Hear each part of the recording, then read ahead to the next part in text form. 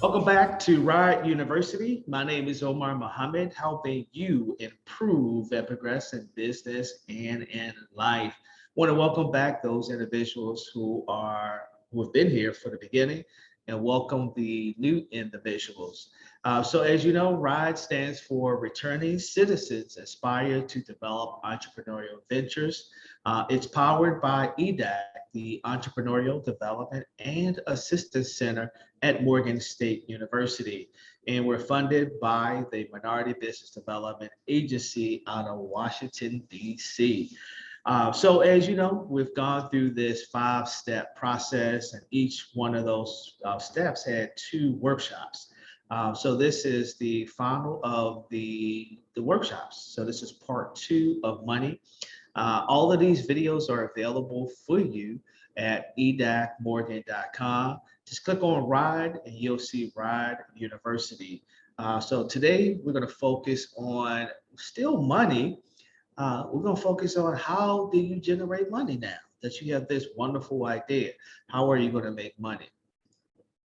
So here are some ways in which people are making money. I'm not going to go through all of them. I'll go through some of them. So you're pretty familiar with paid by the hour. So you do a job and you're paid by the hour, or you have a contract, a short-term or long-term contract in which you are working to provide a service to a individual, a company, a government agency, corporation, what have you. Subscriptions, just think about what's that, Netflix, or even Amazon. They have an annual subscription, and that's Amazon, and then Netflix has a monthly subscription. So are you thinking about your particular product or service where you want to bring in money on a monthly basis uh, every month by providing some type of service? That's a subscription or membership, a subscription model or a membership model where you have members like coming into your gym, or members that's part of your what you call it, a physical, not physical therapy, but physical therapy. But I was thinking about a personal trainer. There you go, personal trainer. So if you can think about that, are you going to make money by having events? There are companies out there that are having events. They're securing sponsorships, and they also are charging people money to come in. So think about, for those who are in the state of Maryland, think about the state fair or AFRAM, where you have these big companies doing a sponsorship, and then you have people doing exhibits or vending, and then you charge people to come in as well. So there's multiple streams of income coming in. Or are you going to be an online store? So think about, how will you make money? Will you have a retail establishment, brick and mortar? Will you have a storefront? So kind of think about that as you are going into uh, making money for your business. So I want to talk about projected income. So think about, when we talked about in the management section of this course, there is an accountant. So you may want to reach out to your accountant to come up with some projections.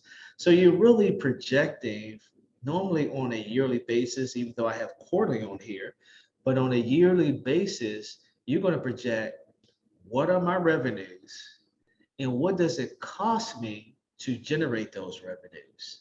So let's say, for example, you're going into, let's make it easy, to the dollar store business. So let's say you're going to have a revenue of $1,000, and my expenses will be, I'm just throwing numbers out there, y'all, for now, 3,000. But I want you all to actually go out there and kind of, you go out there and figure out what those expenses are and your revenue. So if you're going to charge by the hour, what is the hourly rate times the number of hours you're going to work? Or if you have a contract, how long is the contract? And sometimes it may be in the first month all the way to, let's say, January through, let's use a real life example. So let's say the beauty salon industry or the nail salon industry. You're probably going to start picking up business in March you'll probably end up in September. So that's kind of a seasonal type of business. And then those other months, you have to figure out, how are you going to generate income? Are you going to have enough income coming in to satisfy those months that you're going to be in business? So with your revenue and your expenses, you're thinking each month, depending on when you're going to start, you're thinking about, okay, I'm going to do this for this month. However, maybe use real examples. Let's say we had an event company. So in the state of Maryland, we got 4 seasons. So if we're doing events, we want to do events that are, if we want to be outside, we want to do those probably end of April, all the way up to, we could say all the way up to October. And then in November, December, and January, we do events inside. And those revenues may be higher or lower, and those expenses are the same as well. So we have to figure out what we will do for the months that we're outside, and then the months that we're inside, so that we're generating revenue 12 months out of the year. Hope that makes sense, and I hope I didn't confuse you too much. But this projected income is what you will use for your business. And if you're looking to go to a lending institution, they want to see projected revenue. They're basically asking you to really do the exercise. How are you going to make money? What are your expenses? And then if there's some ups and downs in your revenue, just explain those under assumptions. Perfect. Under assumptions. That's what I should have went first.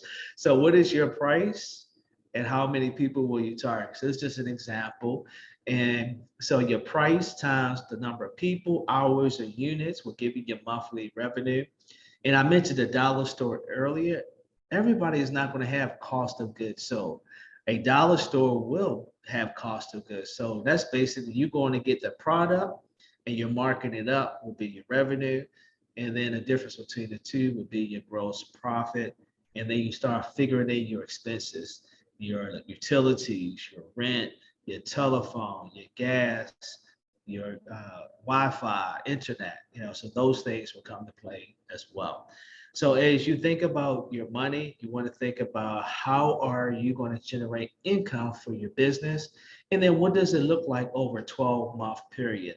And then maybe on a quarterly basis, sit down with your accountant to go over the numbers. What worked? What didn't work? Were expenses higher that reduced your revenue? Those are kind of conversations you want to have with your accountant. All right, so don't forget, we still have the Breakthrough Podcast. We come out on the last Monday of the month. And if you're interested in being a guest or want more information about RIDE, head on over to our Instagram at RIDE Small Biz. And the website is edacmorgan.com. And of course, you can always email me. I'm at Omar, that's OMAR, at edacmorgan.com. Hopefully this has been impactful for you, and you can use these tools to help you improve and progress in business and in life. Thank you, and we'll see you next time. Peace.